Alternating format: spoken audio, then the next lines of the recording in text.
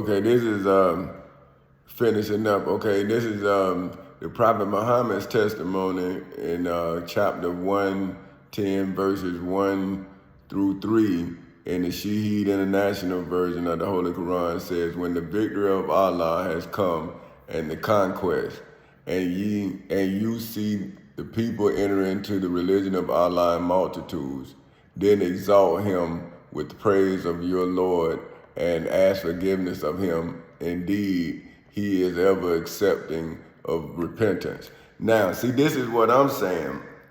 I'm saying that the Prophet Muhammad is saying what I'm saying and what my wife told me. She said, forgive, Tommy. So I'm saying, oh man, that's what the Prophet Muhammad is saying. But you saying, no, but I'm saying, how can you use the Prophet Muhammad to see the Prophet Muhammad or Allah or whomever, and I can't use it to say, well, hey man, look at my victory in the civil and criminal courthouses in Seminole and Orange counties in the state of Florida on August 12, 2008 at 10:40 in the morning, as well as in the federal courthouse in the Middle District of Florida on February 20th in 2018 at 9:20 in the morning. Think about that. I'm saying, look at my evidence, right? Now, this is then I'm reading John, right, that says, in the beginning was the Word. Now this is John 1 in the King James Version of the Holy Bible. In the beginning was the Word, and the Word was with God, and the Word was God. Now, that's their testimony. That's John's testimony. Now, this is my testimony, the gift. You see what I'm saying? Like I say, with the devil all in it, right? Now, it says this here. This on page 12. It says, because the ancestors for whom gathered the knowledge is painting a portrait with the knowledge gathered and passed. The descendants must not be of the whole ancestry because because the whole is of the devil's portrait painted not for your benefit, but painted to your detriment.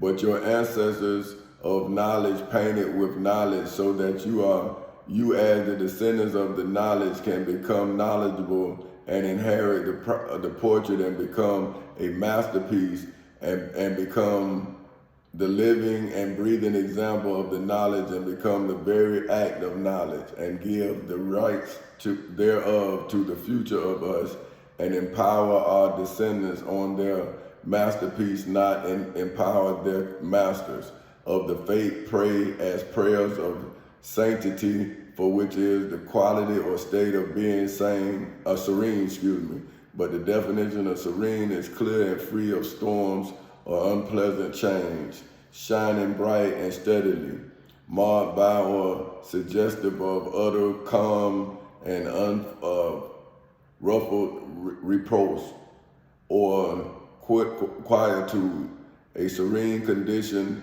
or expanse of as sky, sea, or light.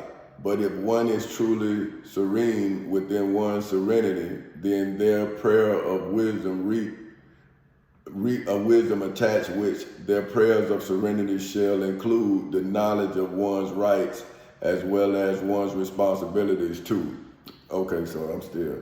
The rights of their descendants, because the very definition of wisdom is the accumulated philosophical or scientific learning, knowledge, ability to discern inequalities and relationships, insight, good sense, judgment, generally accepted belief, for which are challenges that has become acceptable by history and those of the present, a wise attitude, belief or course of action, the teachings of the ancient wise man. So if one is to pray for wisdom, then one is to ask to become to the future what the ancient wise man of the past are to our present. But if one prayers for acceptance within one's belief, then one's general accepted belief becomes the challenge.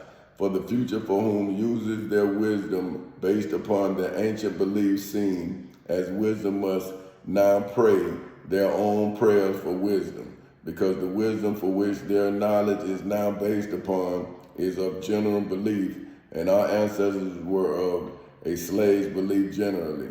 We are present must use our insight of our good sense and accumulate our philosophical,